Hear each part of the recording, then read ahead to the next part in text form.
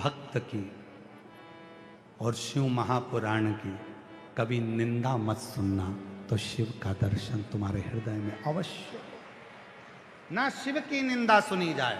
शंकर भगवान की निंदा स्वयं भगवान विष्णु ने सुनी तो घोड़े का मुंह लगा। शंकर भगवान की निंदा देव ऋषि नारद ने करी तो बंदर का मुंह लगा।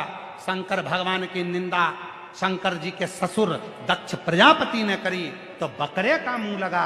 शंकर भगवान की निंदा के पूरे किस्से शिव महापुराण के अंतर्गत पूरी कथाएं भरी पड़ी है कि शिव की निंदा करने वाले चाहे ब्रह्मा हो, ब्रह्मा जी ने निंदा करी तो बड़का पेड़ बने, ब्रह्मा जी ने निंदा करी तो रक्त ऐसा बहा शरीर से कि कर्मनाशा नदी उत्पन्न हो गई, जिस नदी में कुत्ता भी पानी नहीं पीता, जो उत्तर प्रदेश में आज भी बहती है। केवल ब्रह्मा जी भी निंदा करे तो उनका भी सिर कट गया, बड़का पेड़ बन गया। भगवान विष्णु ने निंदा सुनी तो घोड़े का मुख लग गया। भगवान नारद जी ने शिव जी की निंदा करी तो बंदर का मुख लग गया। दक्ष प्रजापति ने शिव की निंदा करी तो बकरे का मुख लग गया। शंकर की निंदा सुनने वाला हजार बार नाली का कीड़ा बनकर जन्म लेता है, मरता है, जन्म लेता है, मरता है। इसलिए कोई तुम्हारे सामने कहे शंकर जी की कथा में क्यों जा रही है, क्या मिलेगा, शिव जी की वो निंदा करना प्रारंभ करे, शिव पुराण की निंदा करना प्रारंभ करे, तो वहां से उठ के चल दो या जवाब लिख कर दे दो कि तेरे बाप का क्या जा रहा है, कथा में तो मैं जा रही हूं, तुझसे पूछूं क्या, तूने मुझे पैदा करा क्या, मेरा पालन तू कर रहा है क्या, रोटी खाने तू मुझे दे रहा है क्या, जो तेरी सुनूं, मैं चाहे ये करूं, मैं चाहे वो करूं, मेरी आग लगे बस्ती में अपन रहो मस्ती, क्या किसको रोइए चादर तान के सोई, निंदा नहीं सुनूंगी। ए निंदा मत करना, फालतू निंदा करी तो देख लीजिए, ऊपर से 42 डिग्री टेम्परेचर है, ऊपर से मेरा टेम्परेचर और ज्यादा, निंदा करी तो छोड़ूंगी नहीं,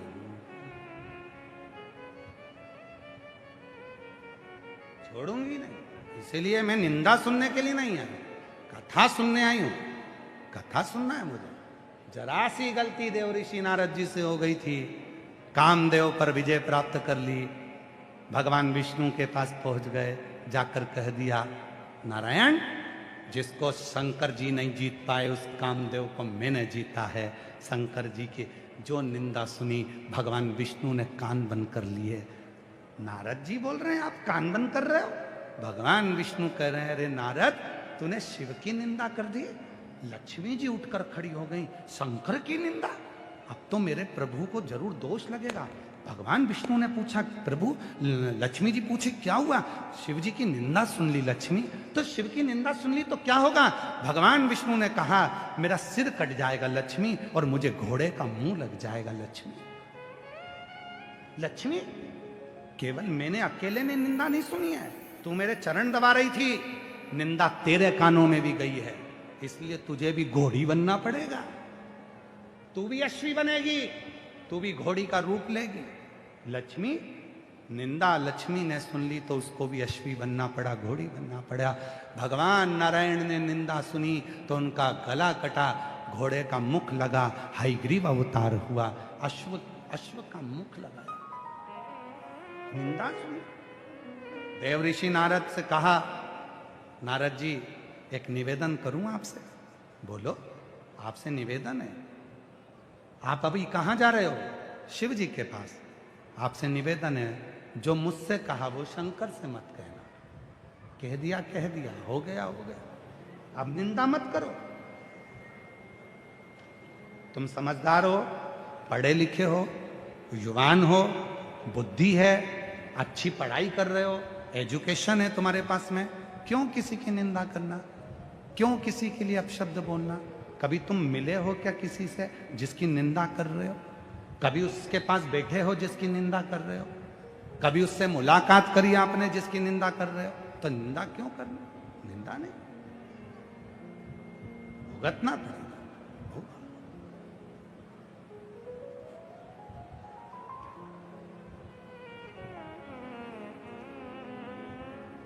देव ऋषि नारद भगवान शिव जी के पास पहुंचे तो शिव जी ने देखा कि नारद जी आए हैं, तो भगवान शंकर ने नारद जी को अपने गले की रुद्राक्ष की माला पहना दी, क्योंकि तुमने कामदेव को जीत लिया, तुम विजय हुए,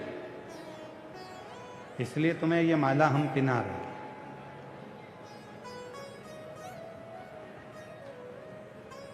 जब व्यक्ति बहुत दिव्यता का कार्य करता है तो उसको लोग माला पहनाते हैं, आदर देते हैं, सम्मान देते हैं। देव ऋषि नारद ने जैसे गले में माला पहनी, थोड़ी दूर बाहर निकले, माला को निकालकर रुद्राक्ष की माला को देव ऋषि नारद ने भूमि पर डाल दिया। वहीं से नंदी का आगमन हुआ। नंदी ने उस माला को उठाया, शिव जी के पास ले जाकर उनको प्रणाम कर दिया, प्रणाम कर दिया। शिव महापुराण की कथा कहती है, शंकर भगवान की कथा का वही हकदार है जिसके दिल में शिव बसा हुआ है, जिसके हृदय में शिव बसा। वरना ये कथा भी उसको समझ में नहीं आएगी, अगर कितनी भी बात दो तो भी शिव तत्व को पहचानना कठिन है।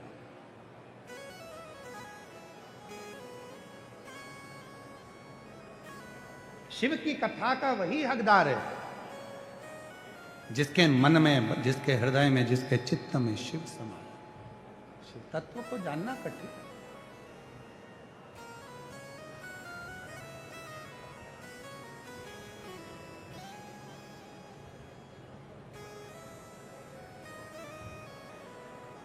पानी का बर्तन पहले से भरा हुआ है, उसमें और दूसरा पानी डालोगे तो वो बर्तन में आएगा नहीं, वो झलक जाएगा, नीचे गिर जाएगा।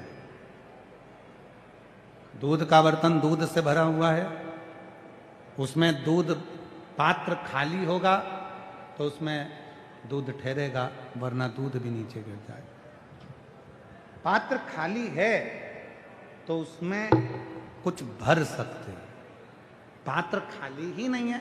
अब जिसके अंदर अहंकार भरा हो, आसक्ति भरी हो, काम भरा हो, तृष्णा भरी हो, लोभ भरा हो, विषय भरा हो, वासना भरी हो, अब उसको तुम शिव पुराण की कथा सुनाओ तो उसको कौन सी फर्क पड़ रहा है? वो तो कहेंगे अरे ऐसे तो कथा बहुत होती रहती है, अपना भीलवाड़ा ढेर कथा होती है, कहीं जाओ कथा में, इससे तो अपना घर में पढ़ा रहे हो। काय लोग बहुत सारे मिलेंगे तुमको, कहेंगे काय को जा रहे हो, भीड़ बढ़ा रहे हो, धूप इतनी तेज पड़ रही है, ट्रैफिक जाम हो रहा है, गाड़ियां पार्किंग में खड़ी करो, पैदल चलो, तब जाकर कथा में पहुंचो, क्यों जा रहे हो? ऐसे बहुत सारे तुमको ज्ञान देने वाले मिलेंगे। तुमको एक ही बात कहना है, आग लगे बस्ती में अपन रहो मस्ती में। तूने हमको पैदा नहीं करा, तू हमको खाने को नहीं दे रहा, हमारे माँ बाप ने हमें पढ़ाया, हमारे माँ बाप ने हमें बड़ा किया, तो हम तेरा कहना क्यों सुने? हमारी मर्जी, हमारा चित्त, हमारा मन, हम ना सुने। एक पत्र है, अच्छा है, देखिए।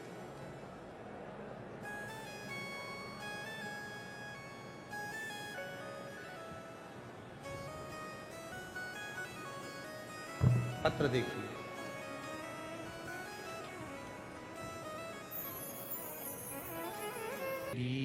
कृपा बिना न हिले एक भी अणु, लेते हैं श्वास तेरी कृपा से करो तनु।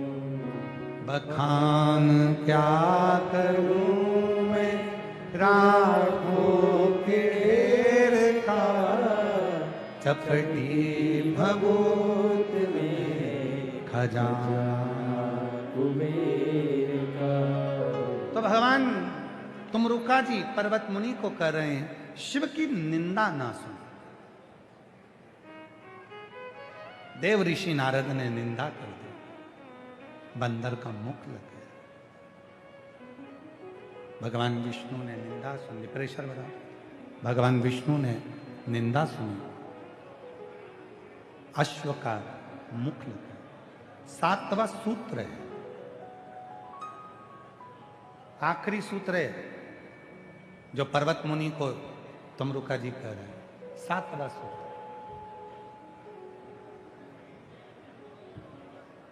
बहुत सावधानी से सुनिएगा इस सूत्र को, जिसको पर्वत मुनि ने श्रवण किया और शिव को प्राप्त कर लिया। यह आखिरी सूत्र, कोई भी शिवलिंग, 7वां सूत्र है, किसी भी शिवलिंग को छोटा और बड़ा नहीं कहना चाहिए। जो घर में शिवलिंग है वो भी 12 ज्योतिर्लिंग के बराबर है, और जो 12 ज्योतिर्लिंग में शिवलिंग है वो भी। तुम्हारे घर के पास में जो शंकर जी का मंदिर है, उसमें जो शिवलिंग है वो शिवलिंग भी किसी से कम नहीं है।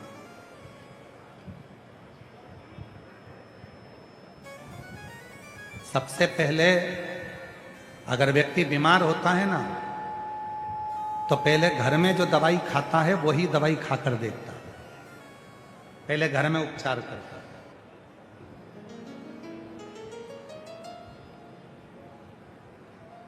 बोलो सही है कि गलत है? सिर दुख रहा है, पेट दुख रहा है, लाओ थोड़ी सी हींग लाओ, पेट पे लगाओ, हींग खा लो। सिर दुख रहा है, बाम लगा लो, कोई टेबलेट खा ली जो घर में थी। पहले घर का ट्रीटमेंट। ना जाने कितने लोग बैठे हैं इस कथा के पंडाल में, जिनके दिल में यह है मुझे अब की बार अमरनाथ जाना है, मुझे अब की बार केदारनाथ जाना है। अमरनाथ केदारनाथ बाद में जाना, पहले घर के पास में जो शंकर जी का मंदिर है वहां एक लोटा जल तो चढ़ाना चालू कर दे, फिर अमरनाथ जा, फिर केदारनाथ जा। पहले वहां तो जा,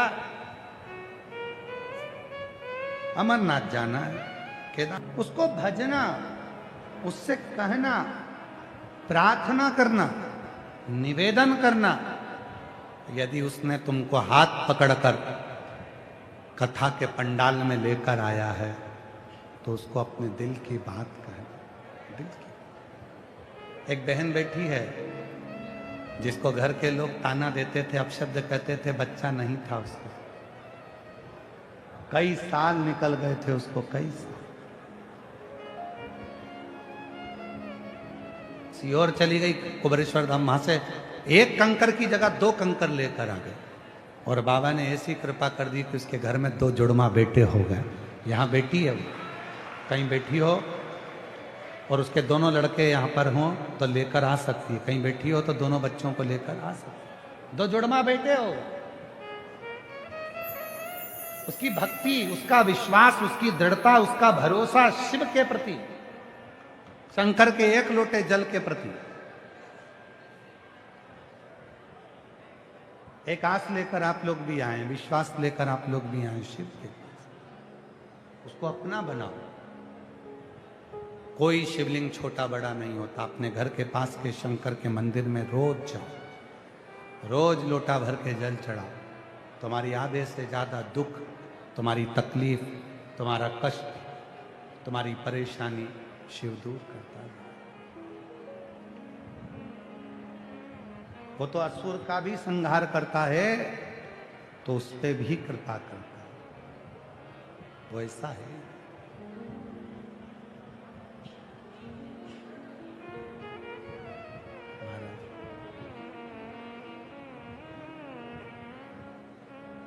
और मेरे भोले तेरा सहारा है, मेरे भोले तेरा सहारा है, मेरी नैया का तू किनारा है, मेरी नैया का तू किनारा है। मेरे बाबा तुझे पुकारा है,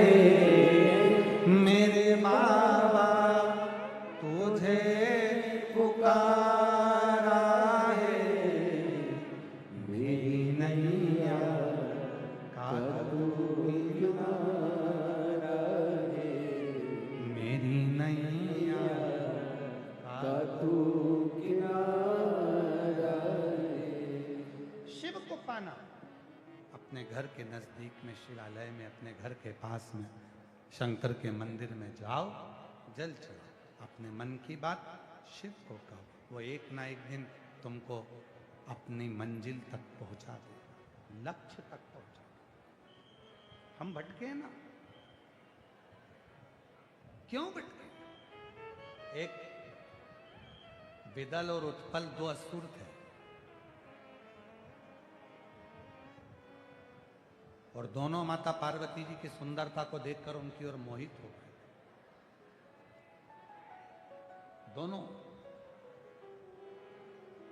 किसी का वैभव देखकर, किसी की सुंदरता देखकर, किसी की काया देखकर, किसी की माया देखकर, किसी की कुर्सी देखकर, किसी का पद देखकर, किसी की प्रतिष्ठा देखकर, किसी का यश देखकर किसी पर लोभित मत कि मेरा ये काम हो जाएगा, इनसे दोस्ती कर लूंगा, मेरा ये फायदा हो जाएगा, इनसे पहचान हो जाएगी तो मेरा ये काम निकल जाएगा, वो काम निकल जाएगा। ना ना, किसी का पद, प्रतिष्ठा, कुर्सी, यश, वैभव, धन, दौलत देखकर पहचान करना ये उत्तमता, ये उत्तमता।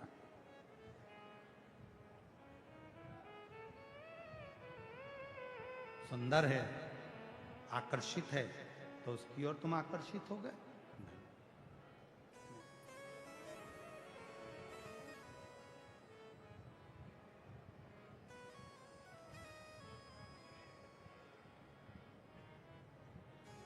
दो थे, रावण और हनुमान।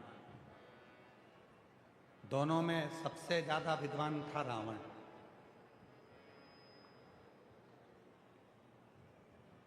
रावण विद्वान था, बहुत विद्वान था, फिर भी मारा गया। क्यों? विद्वान होना एक अलग बात है और विद्यावान होना एक अलग बात है। हनुमान जी विद्यावान थे, रावण विद्वान था। विद्यावान की निशानी होती है छोटा हो चाहे बड़ा, सबके आगे झुककर चलता है। हनुमान जी लंका में प्रवेश करते समय लंकनी के आगे भी झुक जाते हैं। विद्यावान गुणी अति राम काज करिबे। हनुमान जी विद्यावान है, रावण विद्वान है।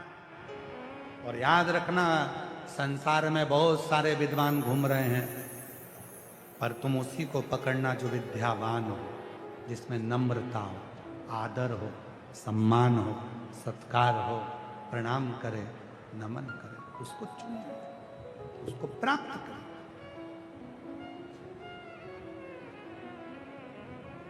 दक्ष प्रजापति बात बात में कह देता था, तुम मुझे जानते नहीं हो? हे शिव, मैं दक्षों का राजा दक्ष प्रजापति हूं, तुम मुझे पहचानते नहीं हो। ना ना, शंकर भगवान तो बोले थे, सहज हाथ जोड़कर नमन कर कर बात को खत्म कर देते थे। अभी आपको कथा में कहा था, शब्द में विवाद है, मौन में प्रेम है। बोलने से झगड़ा होता है, चुप रहने से प्यार बढ़ता है।